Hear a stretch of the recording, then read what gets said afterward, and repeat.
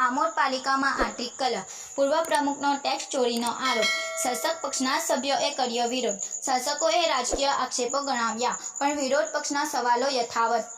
આમોદ નગરપાલિકામાં ભ્રષ્ટાચાર અને અણઘડ વહીવટનો મુદ્દો સપાટી પર આવ્યો છે। પૂર્વ નગરપાલિકા પ્રમુખ સાજિદ રાણાએ વર્તમાન ભાજપ સહિત બોર્ડ પર ગંભીર આક્ષેપો લગાવ્યા છે, જેમાં ટેક્સ ચોરી અને ખોટા બિલ ચૂકવણાનો સમાવેશ થાય છે। આશ્ચર્યની વાત એ છે કે આ મામલે શાસક પક્ષ ભાજપના જ સભ્યોએ પણ વિરોધ દર્શાવ્યો છે, તેમ છતાં બિલોનું ચૂકવણું કરી દેવાયું છે। ગરીબોને વધુ ટેક્સ ભ્રષ્ટાચાર ખુલ્લો પડ્યો। સાજિદ રાણાએ મીડિયા સમક્ષ જણાવ્યું કે ભરૂચ જેવી એ વર્ગની નગરપાલિકામાં 500 જેટલો ટેક્સ હોય છે, જ્યારે આમોદ જેવી ડી વર્ગની નગરપાલિકામાં ગરીબ વિસ્તારના નાગરિકો પાસેથી 750 ટેક્સ ચૂકવવામાં આવે છે। આ ટેક્સ વસૂલાત પણ અયોગ્ય રીતે થઈ રહી છે, કારણ કે જે લોકોએ ગટરનું જોઈન્ટ નથી લીધું તેમની પાસેથી પણ સર્વે કર્યા વગર ગટરનો ટેક્સ લેવામાં આવી રહ્યો છે।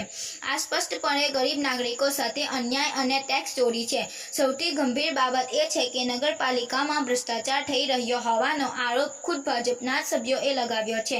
ઉપપ્રમુખ જશુભાઈ રાઠોડ અને કારોબારી અધ્યક્ષ ગીતાબેન પટેલ સહિત તમામ સભ્યોએ લેખિતમાં રજૂઆત કરી હતી કે જ્યાં સુધી ભ્રષ્ટાચારની તપાસ ન થાય ત્યાં સુધી બિલ ચૂકવવામાં ન આવે। તેમ છતાં તેમની રજૂઆતને અવગણીને કોઈ પણ તપાસ વગર લાખો રૂપિયાના બિલો ચૂકવી દેવામાં આવ્યા। જ્યારે આ અંગે તેમને સવાલ પૂછવામાં આવ્યો ત્યારે તેઓ જવાબ આપવાથી દૂર ભાગ્યા, જે આ કોન્ડમમાં તેમની પણ મિલીભગત સૂચવે છે। સેનાપતિ વગરની પાલિકા, અણઘડ વહીવટનો આક્ષેપ, સાજિદ રાણાએ વર્તમાન નગરપાલિકાના પ્રમુખ પર આકરા પ્રહારો કર્યા। આમોદ પાલિકા સેનાપતિ વગરની છે, પ્રમુખ ક્યાંય દેખાતા નથી અને તેના કારણે નગરનો વહીવટ અણઘડ બન્યો છે। ઠેર ઠેર ઉભરાતી ગટરો, રસ્તાઓની બિસ્માર હાલત અને સુવિધાઓ અભાવ સ્પષ્ટ દર્શાવે છે કે નગરને જાણે અનાથ છોડી દેવામાં આવ્યું છે। આ આક્ષેપોથી આમોદ પાલિકાનો આંતરિક કલહ અને અંધેર વહીવટ સપાટી પર આવ્યો છે, જેણે નાગરિકોમાં ભારે રોષ પેદા કર્યો છે। શું આ ગંભીર મુદ્દાઓ પર કોઈ ઉચ્ચ સ્તરીય તપાસ થશે કે પછી પ્રજાના પૈસાનો આવી જ રીતે દુરુપયોગ થતો રહેશે? આક્ષેપો સામે વર્તમાન પાલિકાનો પક્ષ, આક્ષેપો પર વર્તમાન પાલિકાના શાસકોએ પણ પોતાનો બચાવ રજૂ કર્યો છે। તેમના મતે બજેટ મંજૂરી બાદ વિકાસના કામો માટે બીજો ચૂકવવામાં આવ્યા છે અને ટેક્સની વસૂલાત નિયમાનુસાર થઈ રહી છે। તેઓનો દાવો છે કે આ રાજકીય કારણોસર પૂર્વ પ્રમુખ દ્વારા આવા પાયા વિહોણા આક્ષેપો લગાવવામાં આવી રહ્યા છે। આમોદના વિકાસ માટે પાલિકા સતત પ્રયાસશીલ છે અને ભ્રષ્ટાચારના આક્ષેપો માત્ર રાજકીય સ્ટંટ છે। જોકે આ સ્પષ્ટતા બાદ પણ વિરોધ પક્ષના સભ્યો અને સામાન્ય નાગરિકોના સવાલો યથાવત છે। આ તમામ ગંભીર આક્ષેપોથી આમોદ પાલિકાનો આંતરિક કલહ અને અંધેર વહીવટ સપાટી પર આવ્યો છે, જેણે નાગરિકોના ભારે રોષ પેદા કર્યો છે। શું આ ગંભીર મુદ્દાઓ પર કોઈ ઉચ્ચ સ્તરીય તપાસ થશે કે પછી પ્રજાના પૈસાનો આવી જ રીતે દુરુપયોગ થતો રહેશે? રાજકીય ગરમાઓ, ભાજપના આંતરિક વિવાદ સપાટી પર, આ સમગ્ર મામલાએ આમોદના રાજકારણમાં ભારે ગરમાવો લાવી દીધો છે। પૂર્વ પ્રમુખ સાજિદ રાણાએ ભલે મીડિયા સમક્ષ આક્ષેપો કર્યા હોય, પરંતુ આ કિસ્સામાં ભાજપના જ સભ્યોનો વિરોધ દર્શાવે છે કે સંગઠનમાં બધું બરાબર નથી। આ આંતરિક કલહ સ્પષ્ટપણે સૂચવે છે કે સત્તા અને લાભની વહેંચણીને લઈને શાસક પક્ષના જ મતભેદો ઊભા થયા છે। આ પરિસ્થિતિ આગામી ચૂંટણીઓમાં ભાજપ માટે મુશ્કેલી ઊભી કરી શકે છે।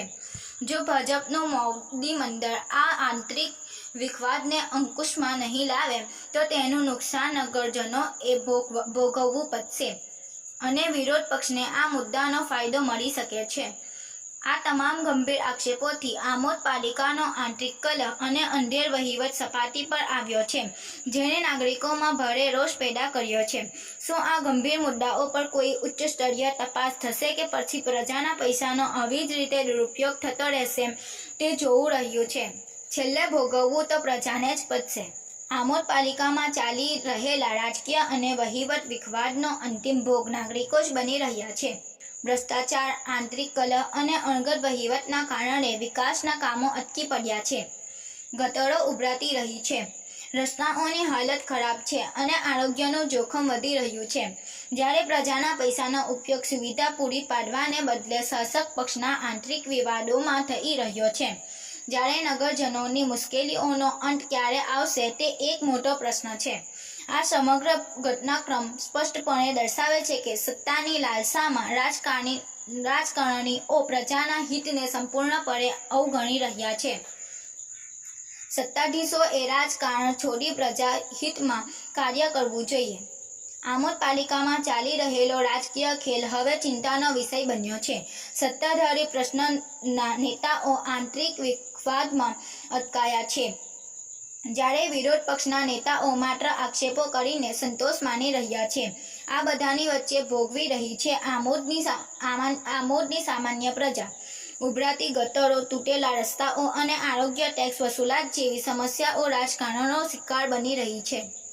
સત્તાધીશોએ સમજવું જોઈએ કે તેમની પ્રથમ અને મુખ્ય જવાબદારી નગરો વિકાસ અને નાગરિકોની સુખાકારી સુનિશ્ચિત કરવાની છે, નહીં કે રાજકીય તુષાર. જ્યારે ચૂંટાયેલ પ્રતિનિધિઓ રાજકારણને બાજુ પર મૂકીને ખરા અર્થમાં પ્રજાના હિતમાં કામ કરશે, ત્યારે જ આમોદની સમસ્યાઓનો અંત આવશે. આખરે પ્રજાએ તેમને રાજકારણ માટે નહીં પરંતુ નગરનો વિકાસ કરવા માટે ચૂંટ્યા છે. હું માજી નગરપાલિકા પ્રમુખ સાજીદભાઈ રાણા. સાજીદભાઈ, શું સમસ્યા હતી કે આજે નગરપાલિકા ચીફ ઓફિસર પાસે આવતો? આજ રોજ આમોદ શહેરની અંદર તમામ વિસ્તારોની અંદર ગટરો ઉભરાઈ રહેલી છે. વારંવાર રજૂઆત કરવા છતાંય પણ આ કામગીરી થતી નથી.